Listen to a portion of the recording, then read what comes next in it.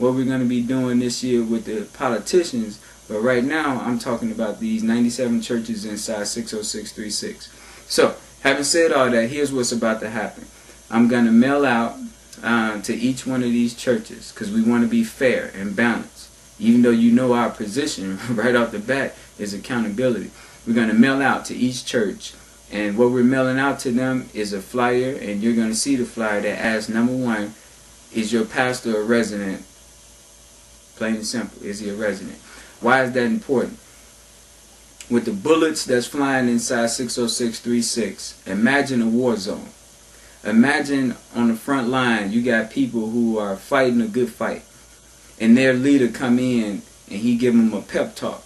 He inspires them. He motivates them and say, y'all keep fighting that good fight. It's going to be all right here. Then he goes far away to the safe zone where there's no worry of bullets and bombs dropping on him. And then he come back the next week and give them another pep talk. After so long, what do you think will happen to the people on the front lines that's fighting? That's what's happening in our community. We have some pastors who live out in the suburbs, who live far away where it's very nice and safe, and their children are going to the best schools and they're riding in the nicest cars. They don't pay Chicago taxes. They come in, block off the street, tell you you can't park in front of the church because it's the pastor's parking spot, even though he's not paying Chicago taxes. He live out in the suburbs, or she. To me, that's wrong. And it's not anything against the pastor. It's just a matter of what's fair and balanced. And that, to me, is not fair and balanced. That you have people who live in this zip code who's going through foreclosure. This zip code has one of the highest foreclosure rates in the country. And then you have people, pastors, who come in and provide motivation and inspiration and extract resources and take it outside the community. What I'm saying to the people as a leader, I'm saying no more. If the people agree with me, we're going to find out as we go door to door and block to block. If the people sign a petition and say yay, then that's what it'll be. So it's not Cyron's position. I might be initiating it, but it's going to be what 63rd and Bale say. Or it's going to be what 66 and Winchester says. It's going to be what the people say. We're just going to take the initiative to help motivate the people. What else does this flyer say? This flyer also asks them how much money and put a dollar amount on their giving back to the neighborhood. So for instance, if you feed the homeless every week, 52 weeks in a year, if your feeding the homeless takes $100 out of the church's coffers, then you can just say it 100 times 52. That's your contribution back to the community. Good. We salute you for that. We thank you for doing that. We just want to document that and make sure that we display it to the people. The benefit of that, we can then begin to measure which churches are being productive and which ones are not. Now, people might say, well, we don't have nothing to do. We're not a social program. What I say to people is that when they make those comments, if Jesus was here in the flesh walking around, what would he do? That's your answer to a statement like that if someone asks that question. The fact of the matter is we have 97 churches, over 97 churches in this one zip code, everyone doing their own thing, going their own direction, and the community is going to squalor. That has to change. We're going to go door to door and talk to the people if they agree, and we're going to move forward with this. But we want to know from these 97 churches which ones have been doing something. Let's put a dollar amount on it. We're going to print that document up so that everyone can see. Once a year, we're going to do the survey again so that we can measure year after year. Is the church going and moving forward with helping more, or are they going backwards and helping less?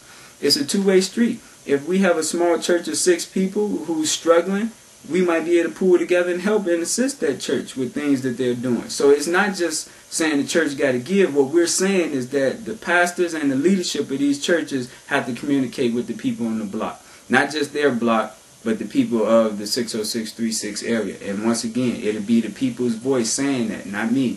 I want to make that clear. In 2001, they tried to put the whole thing on me instead of the people. We will make certain that the people on the block agree before we move on this.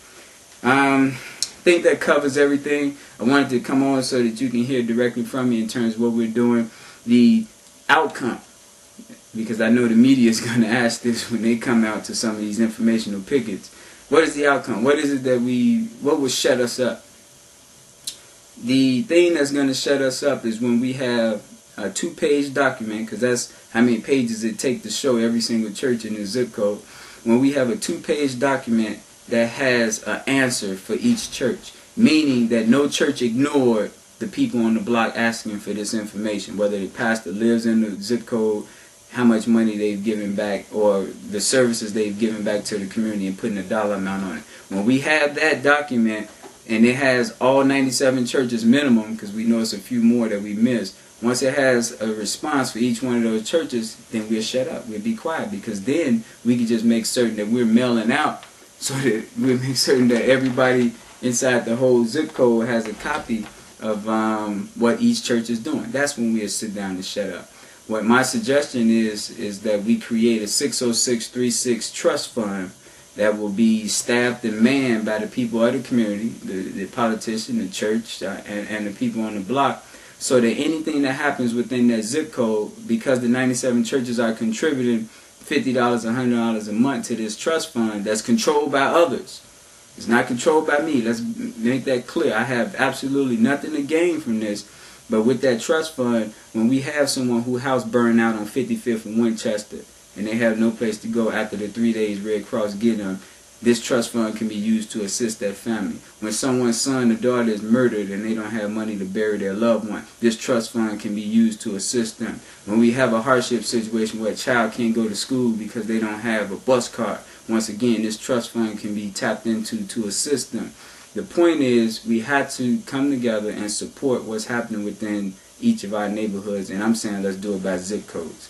So that's pretty much what we're going to do.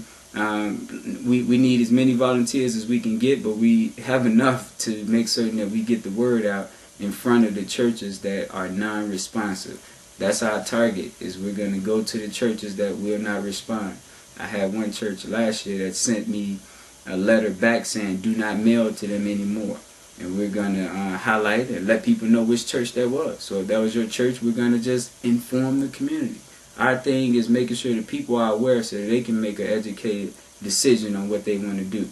To all the ladies, to all the women, unfortunately, most of the churches in this zip code, and as we look at the other zip codes, the churches are led by men, and we don't have as many women leaders. I don't understand where that's coming from.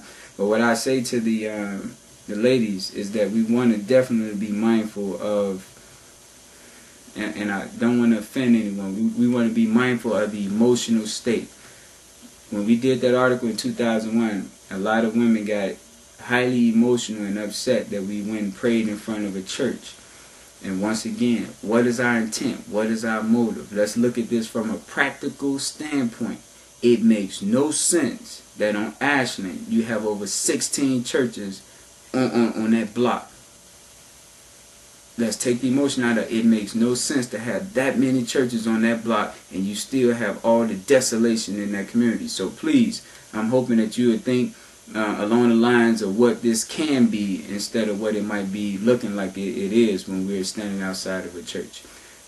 As always, we can be reached 1-800-861-6541. That's 1-800-861-6541. And we're going to try to organize 60636 in January. Next month, we'll be moving to 60628. That's the Roseland community, to do the same thing with the churches in that zip code. And we're going to go on and on throughout the city so that we can bring our churches to the forefront and help us to make Chicago a better place to live for the people in those neighborhoods. Thank you.